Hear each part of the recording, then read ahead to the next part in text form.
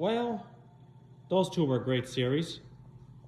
Shaman King and Athena Complex are actually good mythology series, which I had read 26 chapters of Shaman King and almost near the end of season 1 of Athena Complex. Well, I didn't know about it.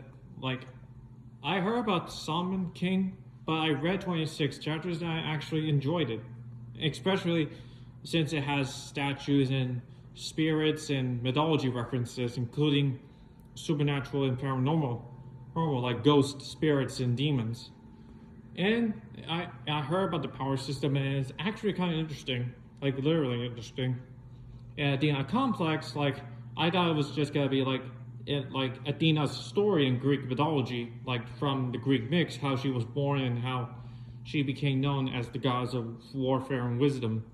However, this story took a different turn, literally a different turn, because in the very beginning of the story, they say that when Zeus heard about the prophecy, which does happen in the Greek myth, but he, I forgot about the Titaness name. I just gotta call her the Zeus's first wife, because this was before he married his sister / wife Hera.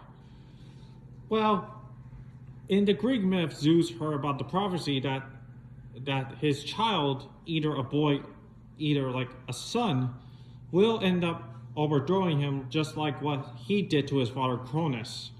So he tricks his first wife into turning into a fly and swallows her until Athena was born and was trying to come out from his head. Zeus felt an intense headache, so he asked his son, this to cut his head open with an axe, and right out the bat, Athena came out from his head, a fully grown goddess. That is where she became rivals with Poseidon and became Zeus's favorite child, including being loved by the gods. However, in this story, it's the other way around. When Zeus heard about the prophecy, he this is actually when Athena was born. In this storyline, his first wife gave birth to Athena, and he did exactly what his father did. He swallowed, his father swallowed his siblings when they were babies, and that's what he did. He devoured his wife and devoured his child, just like his father Cronus. Until, it's just like with the Greek myth, he felt a tense headache, a Hestus cut his head open, and Athena came out. But what's really different, because Zeus fears his son, daughter / son, or either a boy and girl, is going to overthrow him. He looks similar, he wears a Viking helmet. He's not Odin, he's Zeus. He looks similar to Odin when he wears that helmet. Plus, he's heartless. He dislikes Athena. She is the most hated child of Zeus. That is not exactly what happened in the Greek myth. She is the favorite child of Zeus in the Greek myth. Why did they have to change that? Well, anyway, and the really weird thing is, Athena and Poseidon, Athena has feelings for Poseidon, but in the Greek myth, Athena and Poseidon are rivals. That whole kingdom thing, when they presented gifts to the mortals, which when Athena is presented of a tree, while Poseidon presented of a horse. Athena ended up winning because I've forgotten the name of the city. I forgot what it was, but it does happen in the Greek myth. I hope I got it right, but sometimes I could get it wrong. I sometimes do know some of the myths, but sometimes I don't. It's new to me. Well, it isn't new to me. I know some of the myths for a while.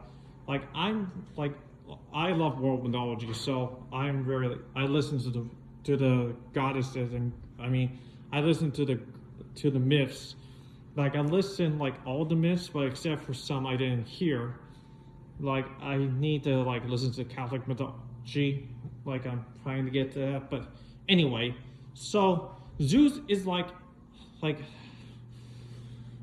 this is most likely like when Poseidon rejected her, she like summons lightning, like when she got enraged like her father Zeus. But in the Greek myth, she doesn't summon lightning. Also like Ares like kills him, like Ares kills him when Poseidon is being sentenced to death by his own brother Zeus for betraying the gods, like for rebelling against them. The only one that was punished in the Greek myth for rebelling against Zeus was Hera, and Poseidon was part of her rebellion with Athena, Hestia, Apollo, and hold on, I'll try to figure out which other guy. I think that's all of it, but I have to check again. But anyway, Hera was the one that has been punished, but in this story, Poseidon is the one who rebelled against Zeus and was punished instead. And Athena is a Titan, like. Since her grandfather Cronus is a Titan, so they decided to make her a Titan, which a giant Titan, by the way. So after that he was cursed by the gods to be hated by everyone, because literally like this boy is the reincarnation of Poseidon, and not only that, like they hate him for no reason because he was being cursed by the gods.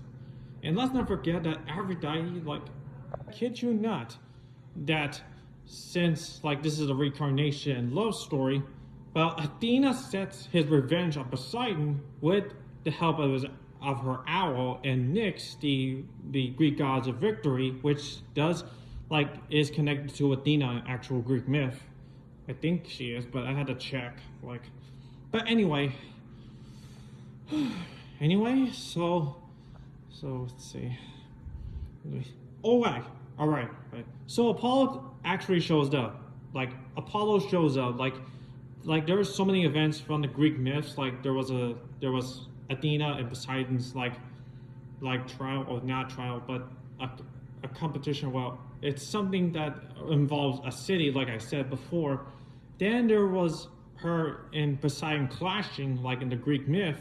Well, I think so, but I gotta check it out again. But anyway, there's also, like, they even, like, showed us the Trojan War where Athena fights against Ares, but that doesn't even happen in the Greek myth. Instead, they work side by side to help the Greeks defeat the Trojans with Aphrodite. Like Aphrodite is the one who caused all this. Well, like, in this story, it's like Aphrodite is the one who caused all this because she, like, took Helen, who was already married, to give her as a wife to Paris, who was given the golden apple by Zeus, which the golden apple was given by Ares, the gods of discord, which involves Hera, Athena, and Aphrodite. Which I'm surprised that Hera didn't even take part in this storyline. Like, only Aphrodite and Athena took part of it. But anyway, so Aphrodite is like similar to one of those female villainesses, like one of those female villains, like antagonists, like with Zeus and the other Olympians. Like, apparently, like, the Olympians are literally like the bad guys in this story. Like, I don't blame them, because some of the Greek myths had them do these horrible things to the humans, and the Titans, including other beings. But there's no doubt that's why they make them into villains. Just like how they make Hades into a villain in Disney's Hercules. And besides, it's really different to me because Hades was like mistreated by Zeus. Well, not mistreated, but was given the underworld by Zeus in Disney's Hercules. And Poseidon was punished by Zeus in Athena complex. Like, we already had two, like, brothers that was punished by their own brother Zeus because he is, like, the only child that escaped because of their mother saved him, which does happen in the Greek myth. But anyway, so this whole thing is like a relationship between, like, the reincarnation of Poseidon and Athena. So as it goes on, like, we do see some gods, and we do end up seeing Athena and Ares clashing each other. And I really like how Poseidon awakened. Like, Poseidon takes control of his reincarnation, and fights against Ares for a rematch for stabbing him in the back, like literally. Like he even turns him into a dog. Like he turns Ares into a dog, like a cute little puppy. I think like one of those dogs, like. But I need to read the rest of the first season, which involves like I think I'm at chapter 40. Like I gotta check. But anyway, now we go to Summon. Hold on. We go to Shaman King. I like the story because we meet this like this student who like never believes in, like, I don't think he saw ghosts before. Like he was running to get to his show until he meets I know these characters' names, but I know some of you guys end up saying that I didn't read the manga, but I did read the manga. I read 26 chapters of the first arc, and I don't know how to pronounce their names. I don't know how to say their names because I got it wrong sometimes, so I just got called up by their nicknames. So if you tell me if I say their nicknames, you gotta realize what I'm referring to. Here we go. So apparently, that this student boy has literally meets the like ghost whisperer, like summon, like I said, like summon boy who can actually see ghosts. And when he tells the rest of his classmates about his encounter, they don't believe him. They just laugh. They think there's no such thing as ghosts. Like it's one of those things like there's no such thing as ghosts. Kind of that crap, but sorry, pardon my language, but there is such thing as ghosts. But that was when he said the same thing when he arrived in the classroom because he wanted to keep a low profile. Then we meet the punk guy, which has the hairdo like one of those gangsters had. Then we meet other characters, like events go on with a bunch of spirits and ghosts in their backstories, including this like Pointy Kid and his sister, older sister. I just gotta call him Pointy Kid, and the Yellow Paper girl because she does call a Yellow Paper Girl. And this like Shaman, this spirit shows up of a dead martial artist that looks similar to like Chucky Chan from the Chucky Chan movies. Like he's kind of different from that, but he does have a true story, which he is like turned into like a Chinese vampire thing, which like if you heard about the Chinese vampire myth, like it's simply like they command, like they put pieces of yellow paper in their heads to write something to command them what to do. And that's what happens here. But we also meet like some boy's future wife, who is like tough girl. I just gotta call her tough girl.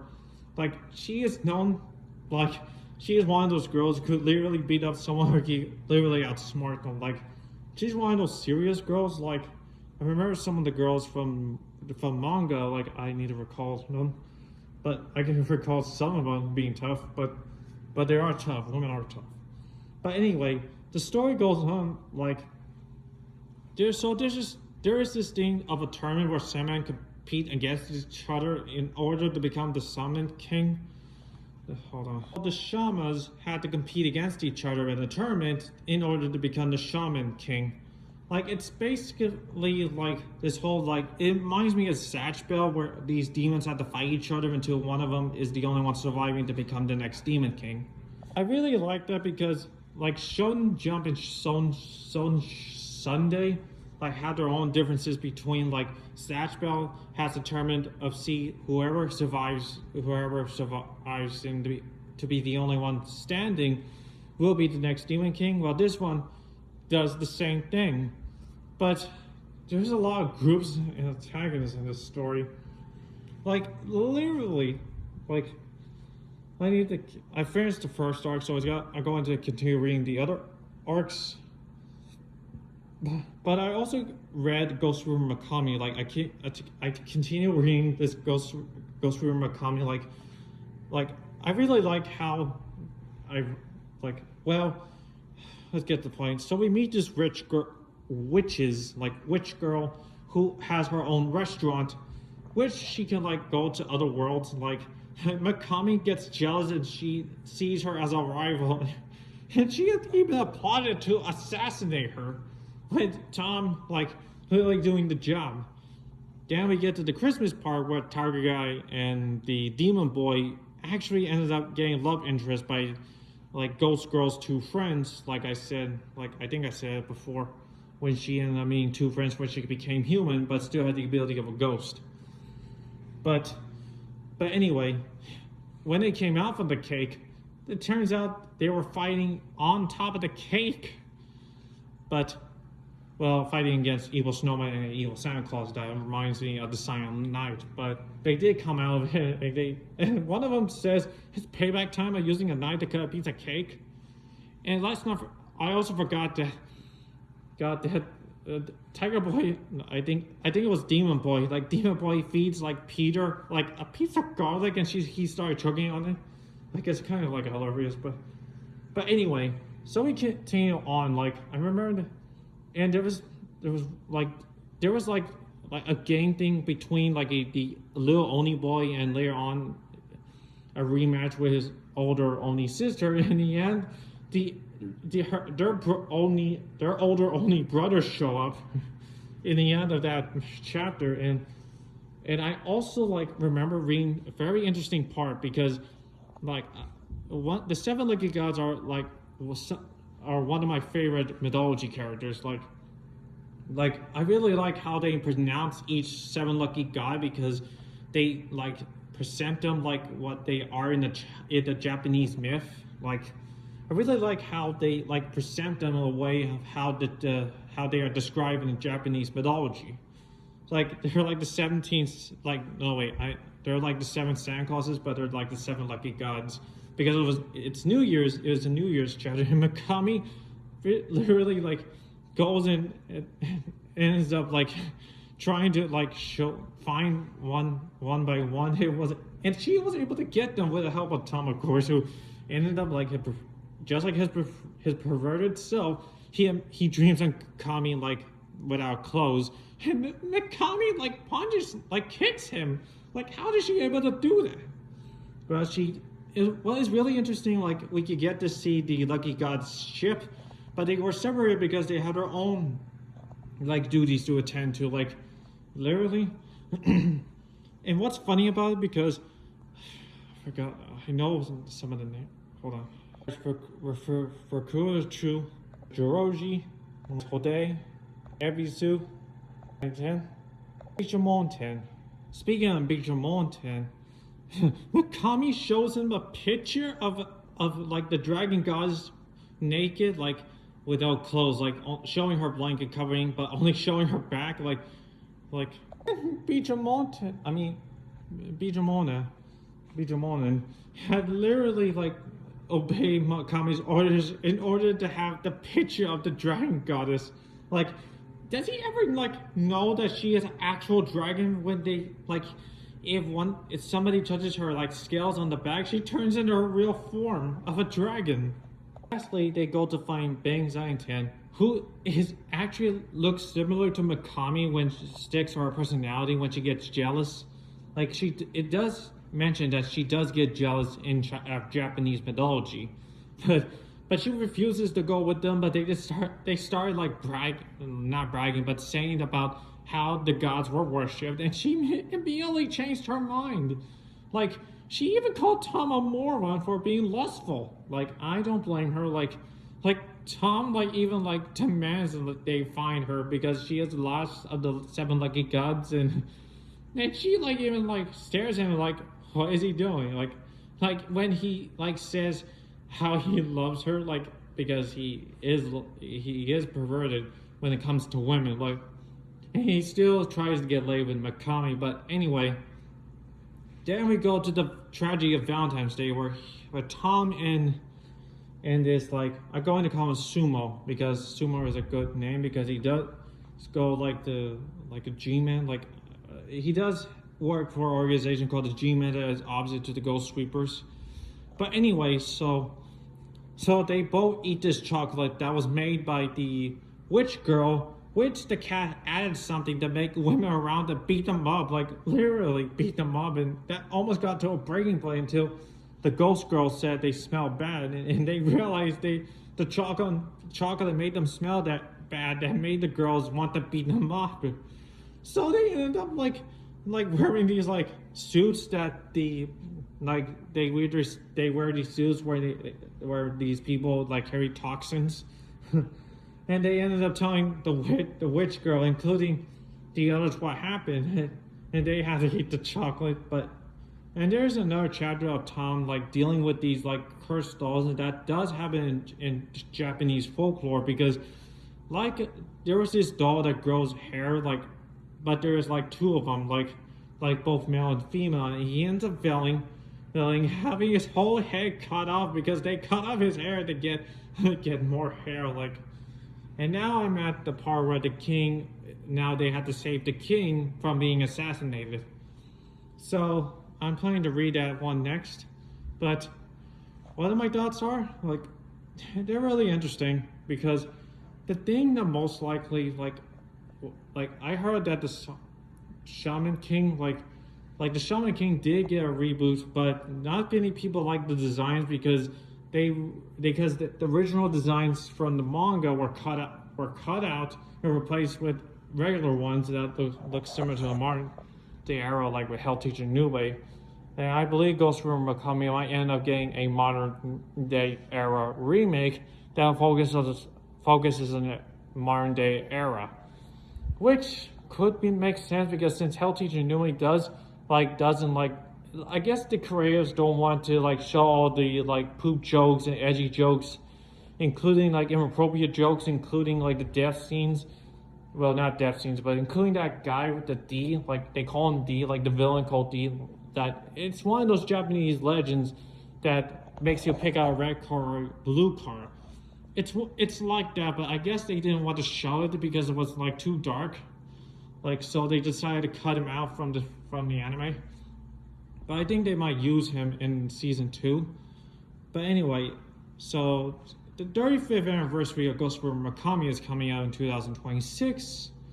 And I think there could be a possibility for the manga to get an anime remake. But anyway, hey, those are like my thoughts of the like 2 manga and webtoon comic I read.